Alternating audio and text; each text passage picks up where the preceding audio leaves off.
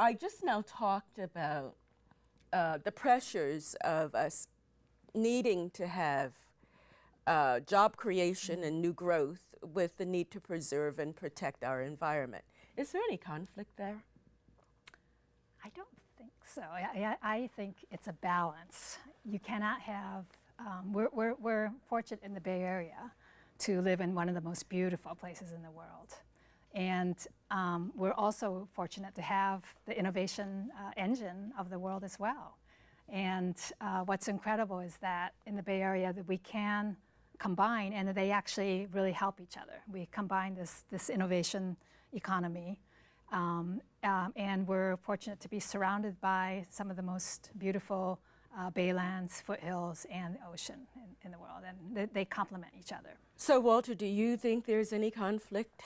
I think there's a natural tension between the two. I think every area has made its decision about how they want to balance those, and I think we are fortunate to live in an area that has decided and put the resources into a balance that we have. And we have a choice to be like many industrial countries and places where development overruns everywhere, and everywhere is strip malls and subdivisions.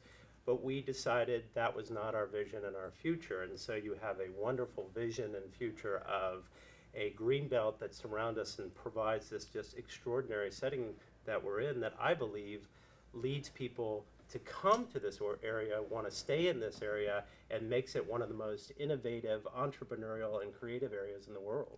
Claire, do you see a conflict? I mean, I do. I would agree that there's always tensions between the two, but I think that part of the reason why so many companies want to be in the Bay Area, I mean, they could be anywhere in the world, but the reason that they are in the Bay Area, in part, is because of the rich green spaces that we've preserved. And yeah, and we were lucky to have visionary people dating back to the early part of the 19th century that that really valued preservation. And if you look at an aerial view of the Bay Area, you see 280, and to the east, it's development, and to the west, it's green spaces. And I think that we're really, really fortunate to have that. So how do we know, she says to the east there's development and to the west there's green spaces. How do we know that it will continue to look like that? I think many of the people who work with my organization, the Peninsula Open Space Trust, they actually work to help develop what was called the Valley of Heart's Delight. And there was a certain, I wouldn't say regret, that's been replaced by this plenty and abundance of the technology, the different businesses, as you pointed out a number of times, Henrietta, that are generating the wealth of this area. But they also see that that is not a sustainable, a type of vision that they wanted for the entire area. They wanted a place where people could have respite and recreation and enjoyment in balance with the development that went on. Mm-hmm. Well, we talked about a green belt. You referred to the green belt. Yuriko, you referred to the green belt. What green belt? And you talked about the greenery on the west side of the freeway. Mm-hmm. What are we talking about?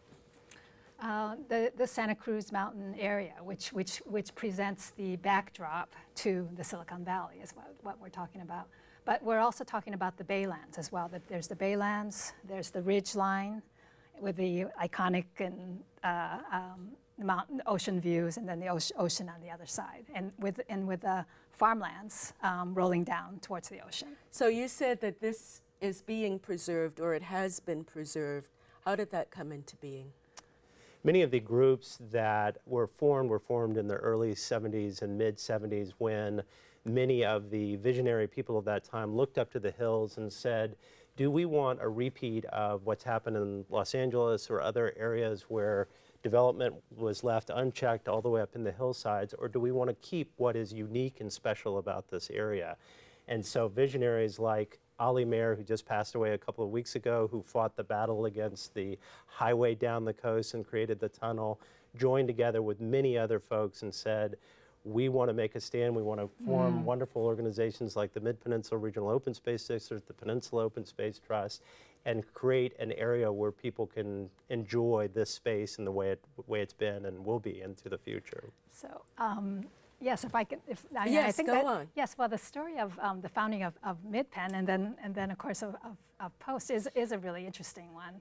As Walter says, I mean, that the 70s was a time where there was just rampant growth, and people were just tearing their hair out because every day, you know, there were new housing tracts. They were paving over creeks, they were paving over hills, and the only way to fight it at that time was really go city council to city council and beg them, you know, don't approve this, don't approve that, and there was a limit to what could be done. And so the strategy came about that people like Nonette Henko, who still serves on our board, worked with Byron Scher in the legislature, and they looked at the example of the East Bay parks.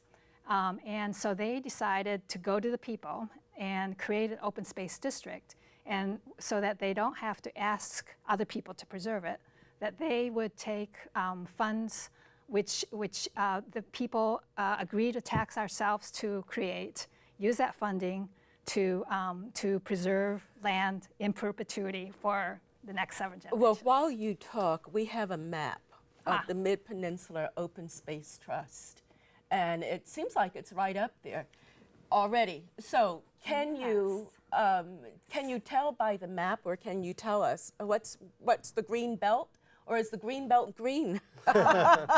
Yes, well, it's and where does it range? I understand it's 60 miles. yeah, well, it's 62,000 acres that we've, thanks to the people we've been able to acquire.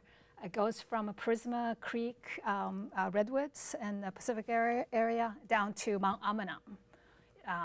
So it's that whole range, so that's along the Santa Cruz Mountains. And I just want to highlight that the Mid-Peninsula Regional Open Space District is one of a number of agencies that work in our area to protect lands. The protected lands go well beyond 62,000 acres. We have county parks, state parks, we have local parks, and we're trying to create POST as a private nonprofit, a resilient, interconnected network of lands that will help maintain the clean air and clean water of this area. Okay, we can lose that map, and I think we have some pictures of some specific places. So if we could maybe focus on some of those places one by one. Can you see them, Yuriko? See where they are? Well, the flowers could be anywhere. That's true. maybe that could be Along the ridge? That looks could be like the along Russian. the That could be ocean, Russian yeah. Ridge. Yeah. Yeah, Russian Ridge is. Yeah, I think that is a Russian Russian Ridge. Ridge is, And the next one, just to get some views of. Oh, Russian great. Ridge is famous for wildlife. Salamander. And under the photo, can you see where that is? California New. California. Salamander, no. We can't read that. Yeah. So if we can just go on and Just see. So scroll why don't you through talk some. about some of the preserves as we look at that? I know that's an oak tree on the horizon. Well, many of these shots are along the skyline corridor, meaning down the Santa Cruz Mountains, and they're looking either out to the coast or down to the southern range along the skyline corridor. And it's one of the magical things of our area is the diversity of habitats that run from the baylands to the oak woodlands to the open grasslands to the redwoods down to the coastal terrace prairies and out to the ocean. And within just a couple of miles span, you can enjoy and see so many different of the California habitats. You know, this area is known as the point where the pines meet the palms. And what that means is that we have one of the most unique biodiverse areas in the world on the doorstep of 7 million people, because we have a Mediterranean climate and we have the forest coastal climate coming down, and they're joining and slamming together and creating the habitat for an incredible diversity of species, everything from the elephant seals at Ano Nuevo to the marble murrelet that flies at 100 miles an hour out to the sea. It's just extraordinary. And all of that has been preserved. So the map, we have done a fantastic job. There's work to do to complete the picture in this area. There's a number of very key projects that still need to be done. And the challenge there is we don't live in a cheap area. Residential real estate and real estate in general is very expensive. So these are lands that are worth tens of millions of dollars to complete. So that's one of the challenges to finishing our work. And we can lose the map now. And another challenge is having the technical expertise in this very complicated market and environment to do that. And that's why we have professionals on our staff and work with terrific people at the Mid-Peninsula Regional Open Space District to complete this picture.